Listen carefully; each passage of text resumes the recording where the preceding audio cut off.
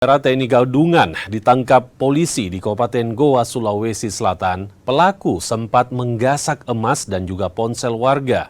Pelaku dilumpuhkan usai melawan saat proses penyelidikan. Tim Unit Jatanras Polres Goa mengepung sebuah rumah di Jalan Asrama Haji Sudiang, Kota Makassar, Sulawesi Selatan.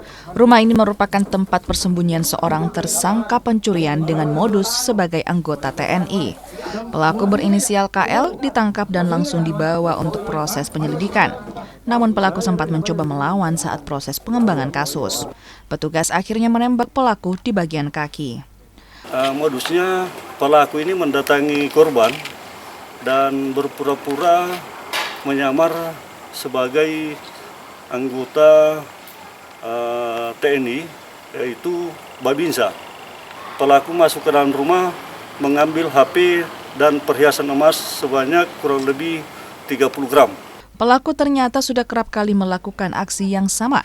Pelaku bahkan merupakan residivis dan baru keluar dari penjara. Tersangka KL kini ditahan dan disangkakan pasal tentang pencurian dan pemberatan dengan hukum di atas 7 tahun penjara. Aziz Amin, Kompas TV Makassar, Sulawesi Selatan.